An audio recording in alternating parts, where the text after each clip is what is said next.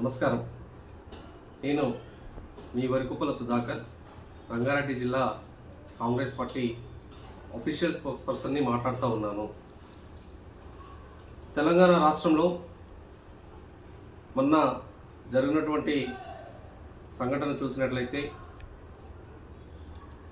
October 9వ తేదీన ఏదైతే తెలంగాణ రాష్ట్ర ప్రభుత్వం మా అగ్రనాయకులు రాహుల్ గాంధీ గారి ఆశయం మేరకి, ఆయన ఆలోచన ఆకాంక్ష మేరకి ఎప్పుడైతే అతను కన్యాకుమారి నుండి కశ్మీర్ వరకు హాత్ సే హాత్ జోడో పాదయాత్ర నిర్వహించడం జరిగింది.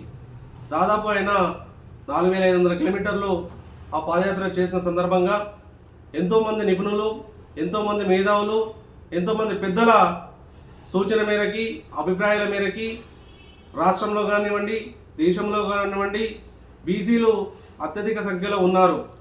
బీసీలకి అన్ని విధాలుగా అన్యాయం జరుగుతున్నది. కాబట్టి బీసీలకి సామాజిక పరంగా కానీ, రాజకీయ పరంగా కానీ, విద్యా ఉద్యోగ పరంగా కానీ అన్ని రంగాలలో వాళ్లకు సాధికారత చేకూర్చాలనే అంశంతో ఆ రోజు కామారెడ్డి డిక్లరేషన్లో తెలంగాణ రాష్ట్ర ప్రభుత్వం కాంగ్రెస్ పార్టీ అధికారంలోకి వస్తే మేము బీసీలకి స్థానిక ఎన్నికలలో 42% రిజర్వేషన్ కల్పిస్తూ స్థానిక ఎన్నికలు నిర్వహిస్తామని చెప్పి ఏదైతే చెప్పిందో అదే మాటకు అనుకూలంగా ఈరోజు శ్రీ తెలంగాణ రాష్ట్ర ముఖ్యమంత్రి వర్యులు శ్రీ యనమల రేవంత్ రెడ్డి గారి నేతృత్వంలో ఇప్పుడున్నటువంటి శ్రీ మహేష్ కుమార్ గౌడ్ ఏదైతే మా పిసిసి అధ్యక్షులు ఉన్నారో అతని అధ్యక్షతన పొన్నం ప్రభాకర్ గారు బీసీ సంక్షేమ శాఖ మంత్రివర్యులు అతని సారథ్యంలో ఒక బీసీలకి న్యాయం చేకూర్చాలని, బీసీలకి 42% రిజర్వేషన్ కల్పిస్తూ స్థానిక పంచాయతీరాజ్ చట్టం స్థానిక సంస్థలలో ఎన్నికలు నిర్వహించి ముందుకు వెళ్ళాలని చెప్పి ఆ రోజు అసెంబ్లీలో బీసీలకి 42% బిల్లు అన్ని పార్టీల మద్దతు కూడగట్టుకొని అన్ని పార్టీల మద్దతుతో బిల్లు ఒకటి విద్యా ఉద్యోగం, అదేవిధంగా బీసీలకు రాజకీయంలో స్థానిక ఎన్నికలలో 42% కల్పిస్తూ 2 బిల్లులు చేసి గవర్నర్ గారికి, రాష్ట్రపతి గారికి పంపించడం జరిగింది. వారు ఈ 2 బిల్లులని ఆమోదించకపోగా వారి నుండి ఎలాంటి స్పందన లేకపోవడంతో హైకోర్టు కొంతమంది విజ్ఞప్తుల మేరకి సెప్టెంబర్ 30వ తేదీలోపు స్థానిక ఎన్నికలు నిర్వహించాలని ప్రభుత్వానికి హైకోర్టు ఆర్డర్ చేసింది.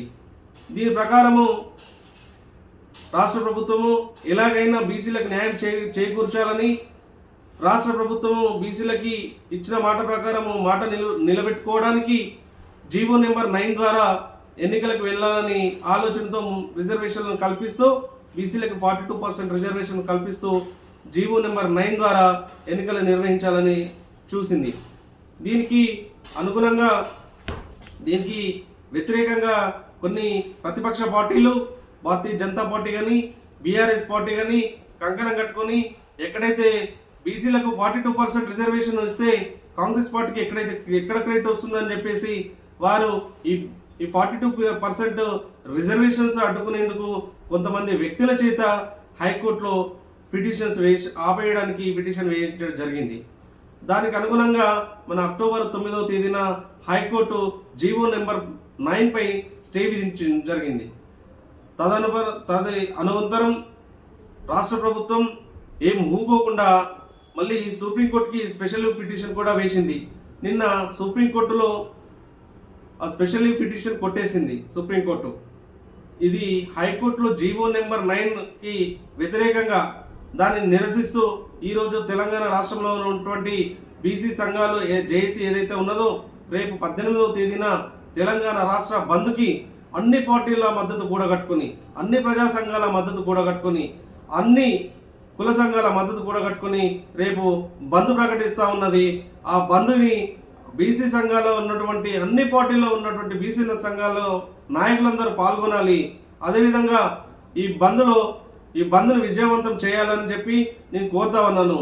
అదేవిధంగా ఈ బంద్కు మద్దతు ఇస్తున్నటువంటి అన్ని రాజకీయ పార్టీలకి, అన్ని కుల సంఘాల నాయకులకి, అన్ని వర్గాల నాయకులకి నేను నా హృదయపూర్వక ధన్యవాదాలు తెలియజేస్తూ ఈ బంద్తో బీజేపీ తలొగ్గి రేపు ఏదైతే ఉందో ఈ బీసీ రిజర్వేషన్ 42% ఇచ్చేంత వరకు మనము ఈ పోరాటాన్ని ఆపకూడదని నా బీసీ సోదరులకు, నా బీసీ బిడ్డలకు నేను మనవి చేస్తూ, అదేవిధంగా బీజేపీ తప్పకుండా బీజేపీలో ఉన్నటువంటి అగ్రనాయకత్వం కానీ ఎంపీలు కానీ మీరు కేంద్ర ప్రభుత్వంపై, ప్రధానమంత్రిపై ఒత్తిడి తీసుకొచ్చి రేపు పార్లమెంట్లో చట్ట సవరణ జరిగి అవసరమైతే 9th షెడ్యూల్లో పెట్టేంత వరకు మీరు ఇది కృషి చేయాలని చెప్పి, ఎక్కడ మా కాంగ్రెస్ పార్టీ మాత్రం బీసీలకి 42% ఇచ్చాకే స్థానిక ఎన్నికలకు వెళ్తామని చెప్పి మా హైకమాండ్ చెప్తా ఉన్నది.